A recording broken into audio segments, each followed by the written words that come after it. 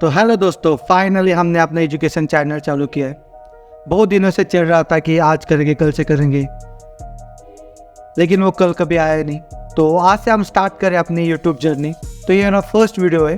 इस चैनल पे आपको सारे एजुकेशनल वीडियो प्रोवाइड किए जाएंगे। जैसे कि स्टार्ट करेंगे एक्सेल से, तो मोस्टली इस चैनल पे हम ना केस स्टडी को कंसिडर करेंगे, जो कि वर्किंग के टाइम पे आपको दिक्कतें आती है उसका सोल्यूशन देखेंगे क्या होता है और कैसे किया जाता है। क्योंकि आज के डेट में मार्केट में डेटा सबसे ज़्यादा चलता है, तो डेटा को कैसे प्रेजेंट करना है ये पहले सीखते हैं। तो आज के वीडियो में हम सीखेंगे डेटा को कितने अच्छे से प्रेजेंट कर सकते हैं। जैसे कि एक कंपनी में आप काम कर रहे हो, वहाँ पे बहुत सारे एम्प्लॉयज़ हैं। आज के डेट में जहाँ देखो तो वहाँ हर एक एम्प्लॉय को तो कुछ ना कुछ टारगेट होता है, और टारगेट है तो वो अचीवमेंट होता है। उसके बेस से आपके ग्राफ बनाना, ये सारी चीज़ों को हमें प्रेजेंट करने अपने डेटा में।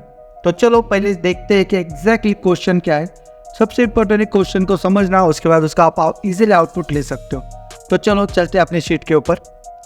तो यहाँ पे आप देखोगे तो यहाँ पे मैंने एक 20 एम्प्लॉयज़ लिए, तो उनको कुछ ना कुछ टारगेट है, उनका अचीवमेंट है। हमें टास्क आया था कि इस डेटा को अच्छे से प्रेजेंट करने का। तो हम क्या करते हैं, तो हम यहाँ पे क्या करेंगे, सबसे पहले निकालेंगे उनका परसेंटेज। तो उन्होंने कितने परसेंट अपना टारगेट अचीव किया है, तो इस कॉलम में होगा वो।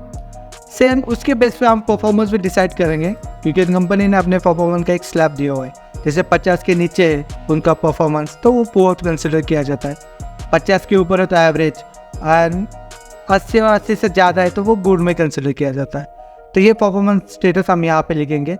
उसके बेस पे उनका काउंट निकालेंगे, और इस काउंट के बेस पे हम एक डोनट चार्ट बनाएंगे। तो चलो शुरू करते हैं डेटा को अच्छे से प्रेजेंट करना। सबसे पहले निकालते हैं परसेंटेज ऑफ अचीवमेंट। तो परसेंटेज ऑफ अचीवमेंट निकालने के लिए हम क्या करेंगे, नॉर्मली हम इक्वल का साइन लगाएंगे, अचीवमेंट को डिवाइड करेंगे, उसके टारगेट से मल्टीप्लाई करेंगे 100 से। तो आप यहाँ देखोगे उसका परसेंटेज यहाँ पे आपको शो करेगा। तो इसको एक कॉपी करो, नीचे तक जाके उसको पेस्ट कर लीजिए। उसके बाद आप निकालेंगे एम्प्लॉय परफॉर्मेंस डेटा। तो यहाँ पे हमें कंडीशन दी हुई। कंडीशन में क्या है कि अगर एम्प्लॉय का परफॉर्मेंस 50 के नीचे है तो वो पुअर परफॉर्मेंस है, और 50 से 80 के बीच में तो वो एवरेज परफॉर्मेंस है, और 80 से लेके आगे जो भी है वो गुड परफॉर्मेंस है। ये सारी कंडीशन है। इस कंडीशन को हमें अपने डेटा में लेना हो तो उसके लिए आपको इफ़ का फॉर्मूला लगाना पड़ता है। इफ़ के फॉर्मूला में आपको क्या करना पड़ता है, सबसे पहले इफ़ का फॉर्मूला आप लगाते हो तो ये आपको सिंटैक्स शो करता है। सबसे इंपॉर्टेंट उसका सिंटैक्स ही होता है। यहाँ पे सिंटैक्स में उसको लॉजिक टेस्ट दिया हुआ है, मतलब एग्जैक्टली आपको करना क्या है, उसको लॉजिक देना है। उसके बाद अगर वैल्यू सही है तो क्या चाहिए और गलत है तो क्या चाहिए। हमें सबसे पहले लॉजिक क्या देना है कि इस सेल की वैल्यू अगर ग्रेटर देन और इक्वल टू 88 तो वो बंदा हमारे लिए कैसा परफॉर्मर है, गुड परफॉर्मर है। फिर यहाँ पे आप एक नोटिस कर लेना, यहाँ पे अगर मैं टेक्स्ट फॉर्मेट में जो भी लिखता हूँ तो आपको डबल इन्वर्टमेंट में लिखना पड़ता है। तो यहाँ पे मैं कॉमा करता हूँ। यहाँ पे फॉल्स वैल्यू हमें देने नहीं है, क्योंकि हमारे पास मल्टीपल कंडीशंस है। तो यहाँ पे हमें अगेन इफ लगाना पड़ेगा और वापस बताना पड़ेगा इस सेल की वैल्यू अगर ग्रेटर देन 50 है तो वो बंदा हमारे लिए क्या है, एवरेज परफॉर्मर है।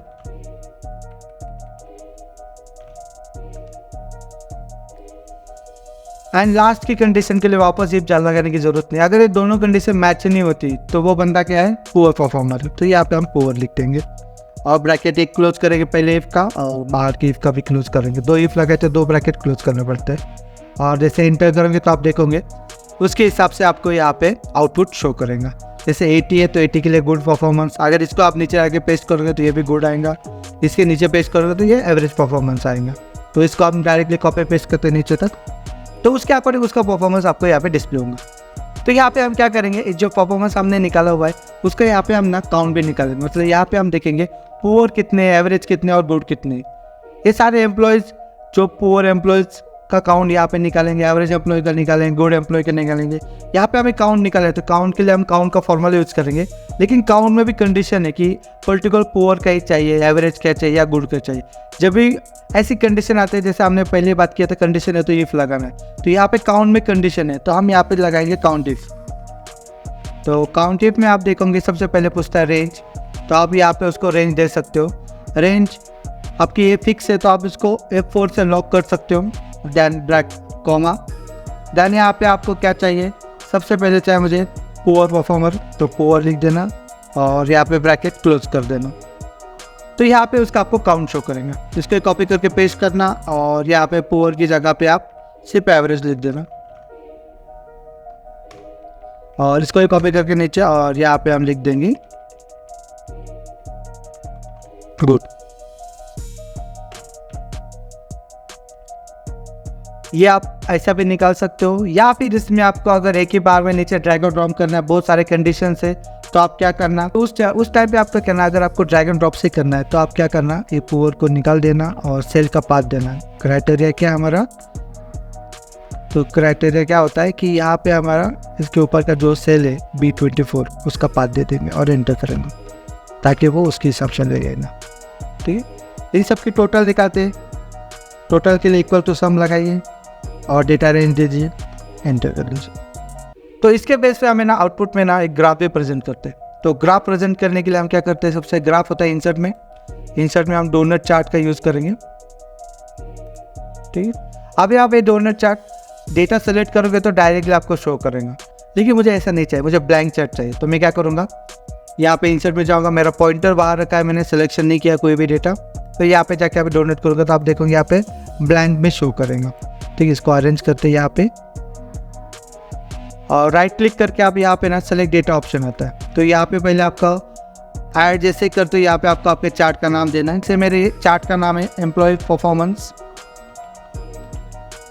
और जो रेंज है वो मेरी ये वाली है, तो उसको मैं सेलेक्ट कर देता हूँ।